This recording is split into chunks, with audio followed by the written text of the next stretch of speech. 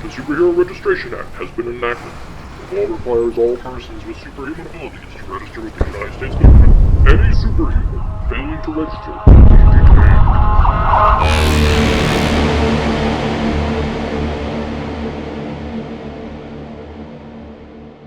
Super Mission Force is a miniatures agnostic skirmish game by Scott Pyle. The rules allow players to simulate battles between any superhero they can think of. The rules are simple to learn, with most of the gameplay boiling down to opposed dice rolls, with players looking for goals. 1 through 3s are failures, 4s and 5s are successes, and 6s are crits, counting as 2 goals. I'm quite fond of these rules and have been using my many Marvel United miniatures to play the game. I even made my own character cards and have been calling it Marvel Divided, as I use the rules to run superhero infighting like that in Civil War. In this introductory scenario, the Marvel Universe Civil War is in full swing, and Iron Man and his pro-superhero registration forces are attempting to capture Captain America, outlaw leader of the Secret Avengers, and the strongest critic of the Superhero Registration Act. Iron Man and his team will have 6 turns to knock out Captain America in order to win the game. Pro-registration forces consist of Iron Man, She-Hulk, Hawkeye, and Spider-Man, while the wanted Secret Avengers are composed of Captain America, Hulk, Wolverine, and Captain Marvel. The busy streets of Chibi, New York have been evacuated as turn 1 of the pivotal battle is about to start. Whose side are you on? To determine the turn order, both players roll 4 dice, and whoever gets the most goals gets to go first. Team leaders, powers, and character backgrounds can affect this die roll. In this case, the pro-registration team member Hawkeye's power enhanced senses allow 1 extra die to be re-rolled during this phase of the game.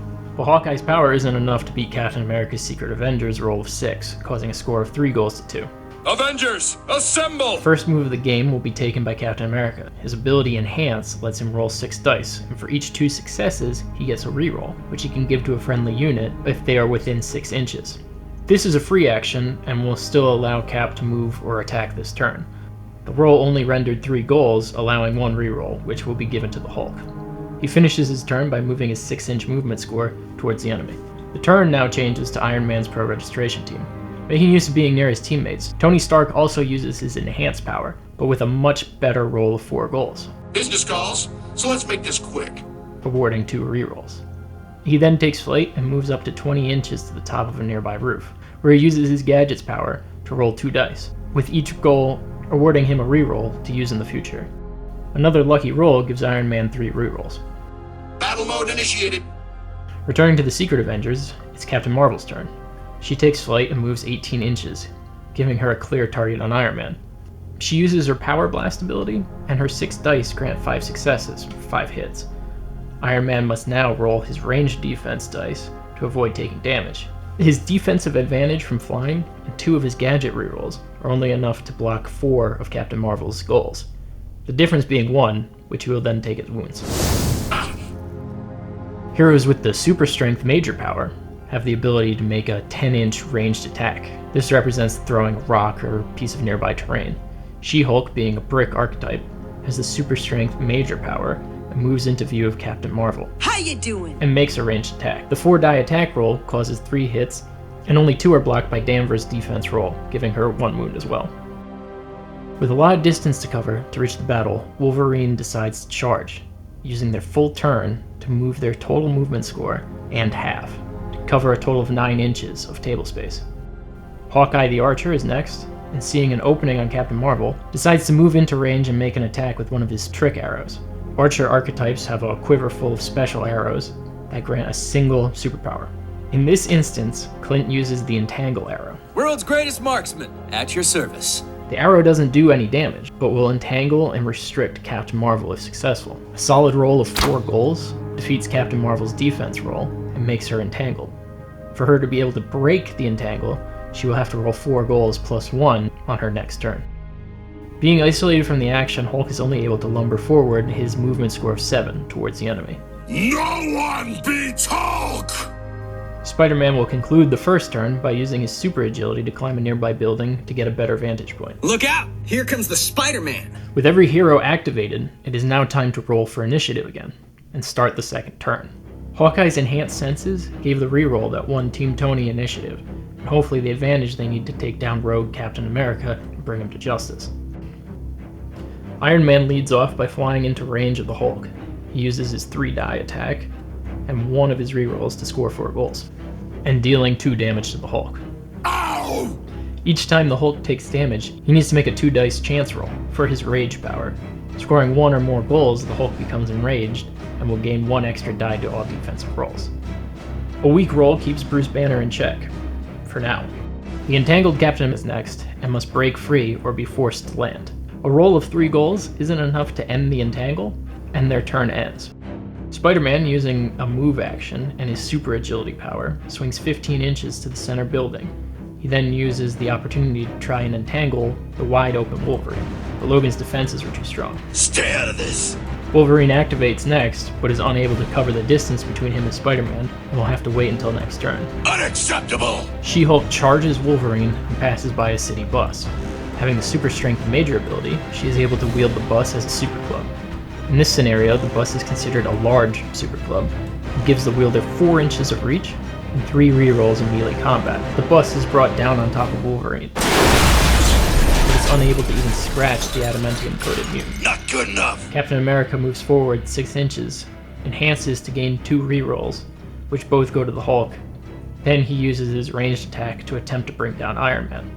A lucky roll of 2 6s lands 5 hits. Iron Man's defense roll blocks 3, but he still takes 2 damage. That's far enough. Hawkeye was next, and he moved into position to take a shot at Wolverine. It is a difficult angle, and the fire hydrant is providing cover for Weapon X.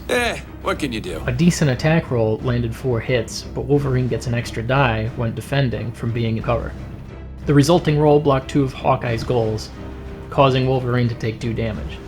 But his armor ability allows him to ignore the first point of damage taken in any combat, so Wolverine only suffers 1 wound. It'll heal. The occupied Hulk continued his ranged assault on Iron Man. Using one of his enhanced rerolls, his ranged attack scores 4 hits. Iron Man shows the power of 6s in Super Mission Force with a lucky defense roll, scoring 5 goals and blocking Hulk's attack entirely, ending turn 2. What part of Invincible Iron Man didn't you understand? Initiative went to the pro-registration forces again, and Iron Man was the first to activate, where he disengaged from the range battle with Hulk and moved to join Spider-Man on the left flank. Excuse me? Using his enhanced power, he only rolled 1 goal and wasn't able to supply his team with any rerolls. He then used a free action to make a chance roll for his gadget's power, but again fails to roll any goals. Seeing his plans go up in smoke, he decides to make a ranged attack on the entangled Captain Marvel, which is easily blocked by Danvers' defense roll. Tough turn for Tony. Something must be wrong with Jarvis. This is impossible. Wolverine is next and finally has enough movement to reach the web spinner. His attack roll lands 4 hits, which are easily blocked by Spider-Man's super agility supported defense roll. Spider-Man returns the hospitality to his mutant opponent, but both fighters roll exceptionally well and cancel out the attacks. Having fun yet? You're going down, bub. It is now Captain Marvel's turn. She finally rolled enough goals to break out of Hawkeye's entangle and is free to get revenge. Taking flight again, she moves 10 inches to get a clear shot on Hawkeye. A punishing roll of 7 goals, where only 4 are blocked, deals 3 wounds to Hawkeye. She-Hulk rushes to the defense of her teammate, but her ranged attack is easily avoided by the reinvigorated Captain Marvel. Captain America moves towards the fighting and enhances, gaining 2 rerolls, which are given to Wolverine. He then makes a ranged attack against Hawkeye, landing 6 hits. Hawkeye gets an additional die for the fire hydrant soft cover, and is able to block 5 of them, only taking 1 damage. The wounds are piling up for the pro-registration forces. They need to make their move against Captain America now, if they'll have any chance to win. Hawkeye moves out of the way of the fire hydrant and lines up a shot on the now exposed Captain America, but a weak ranged attack is easily blocked by the leader of the Secret Avengers. You think I'm going down to some pampered punk like you? The Hulk will be the last to activate this turn. He moves towards the fighting 7 inches and makes a ranged attack on the gravely wounded Iron Man. I'll crush you! Using the reroll Captain America gave him, he is able to roll 5 goals. Iron Man's disastrous roll is unable to block any of the hits, and he takes 5 wounds. When a character suffers more wounds than their body stat allows, they must make a 4-die KO check and score at least 3 goals. Iron Man's KO check fails and he crashes to the ground unconscious. With the loss of their leader and 2 other heavily wounded fighters, the pro-registration team is going to need to make some major late-game adjustments to prevent total defeat. But a low roll for initiative was defeated by Captain America's Secret Avengers. Hulk, activating first this turn, charges Hawkeye in an attempt to take out another of Tony Stark's followers. The extra die from charging and one reroll only resulted in 3 goals.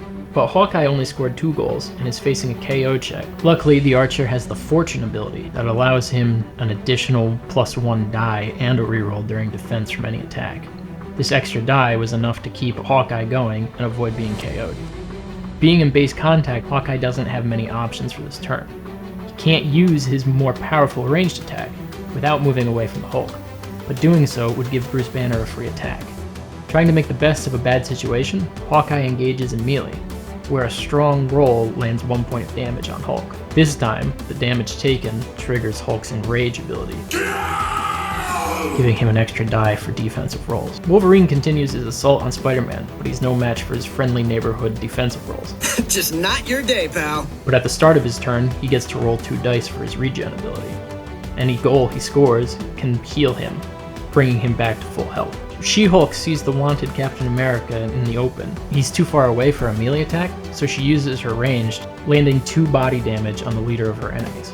Give up already! Captain Marvel is next, and uses her superior range to blast She-Hulk with 6 dice and 1 reroll, scoring 6 goals, 3 of which successfully wound the twerking lawyer. Spider-Man, sick of being tied up with Wolverine all game, decides to break free from melee, dodging the free attack from Logan. I'm out of here. With his freedom, he charges Captain America, landing 4 hits, which are easily blocked. The surrounded Captain America enhances, scoring 3 rerolls, giving them all to Wolverine, then throws a punch at Spider-Man. The blow lands 4 hits, landing 1 wound and knocking back the web head 2 inches. When inflicting body damage, the amount of wounds can also equate to knockback, which pushes the enemy away from the character that successfully landed the hit. Despite their leader falling, the pro-registration forces have managed to encircle Captain America and only need 4 more wounds to KO him and win the game. But whose side are the dice on? A 5-goal initiative roll makes it sure seem like they're on the side of the pro-registration forces, as She-Hulk gets to activate first this round. Charging in, she scores 7 goals. Luckily, Cap is able to block 4 of them, bringing his total wounds to 5, and only 1 away from possibly being KO'd. I need backup! Wolverine charges to the defense of Captain America, scoring 6 goals against She-Hulk, and inflicting 4 wounds, also bringing her 1 wound away from possibly being KO'd, and knocking her back 4 inches away from Cap.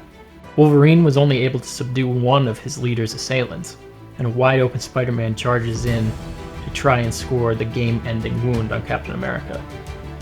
But even with the extra die, Spidey is only able to score 2 goals, which are all blocked by Cap. In an attempt to stop the rampaging She-Hulk, Captain Marvel fires at her, but a weak attack roll is blocked, allowing her to fight another turn.